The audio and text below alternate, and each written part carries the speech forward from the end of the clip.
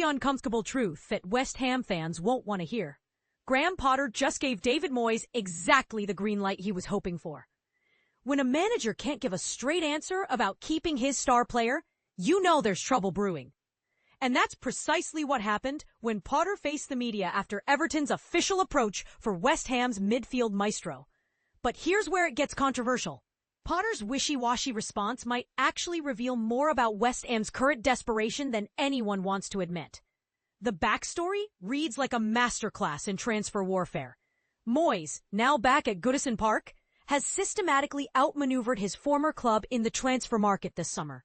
Jack Grealish, Tierno Barry, Kiernan Dewsbury-Hall, and Tyler Dibling, all players West Ham coveted, ended up wearing Everton blue instead of claret and blue.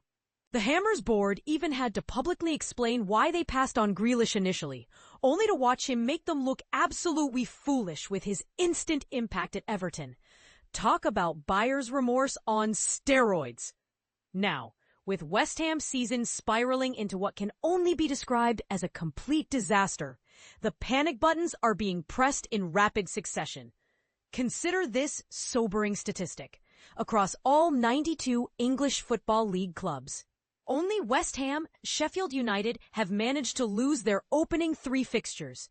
That's relegation form territory, and everyone at the London Stadium knows it. The desperation has reached fever pitch, with the club making an unprecedented flurry of transfer bids in just 72 hours.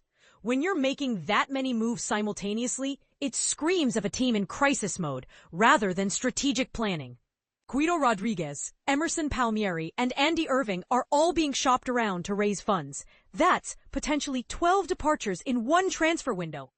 But the real story centers on 2 high-profile stars whose futures have suddenly become uncertain: Tomas Soucek and Lucas Paqueta. Moyes has been circling Soucek like a shark ever since returning to Everton. The Scottish manager has previously hailed the towering Czech midfielder as one of the finest signings of his entire managerial career. High praise from someone who's managed at the highest level for decades. Yet under Potter's regime, Soucek has found himself warming the bench far more often than a player of his caliber should. Coincidence? Hardly. The weekend brought the inevitable. Everton's opening gambit for Soucek hit West Ham's desk. Party and journalist Jacob Steinberg, whose contacts inside West Ham are as reliable as they come, confirmed the Hammers rejected the initial offer. But rejection doesn't mean the door is closed. Often, it's just the opening move in transfer chess. Hot on the heels of that Soucek bid came something even more intriguing: Everton's interest in Lucas Paqueta. When you're going after 2 players from the same midfield, you're not just shopping. You're making a statement. West Ham has already confirmed interest from Tottenham and Aston Villa for Paqueta, offering 0 guarantees about his future if someone meets their valuation.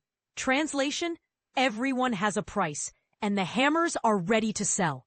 The plot thickened further with overnight reports suggesting West Ham is in advanced talks for Paqueta's potential replacement. When you're already lining up replacements, it tells you everything about the club's true intentions. Ironically, both Everton targets found the back of the net in West Ham's 3-2 Carabao Cup defeat to Wolves.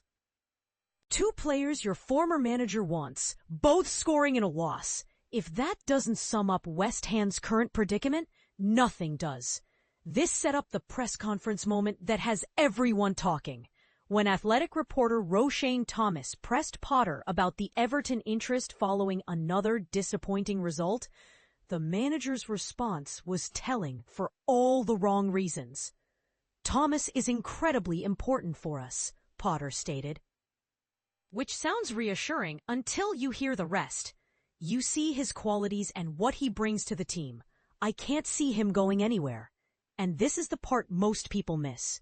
Those 4 words, "I can't see," are managerial speak for "I hope not, but I'm not making any promises." Compare that to how managers typically handle these situations when they're genuinely confident.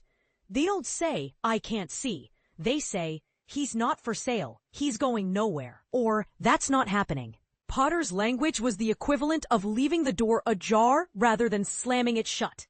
For a manager at this stage of the transfer window, that response raises more questions than it answers.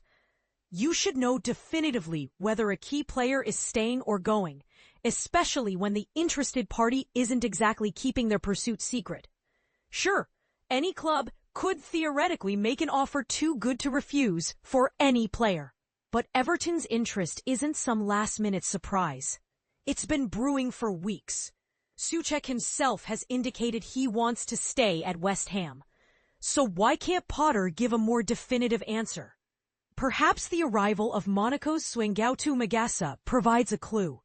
When you're actively bringing in midfield reinforcements and reportedly pursuing even more, it becomes clearer why Potter might be hedging his bets about current players. Here's the controversial question that needs asking.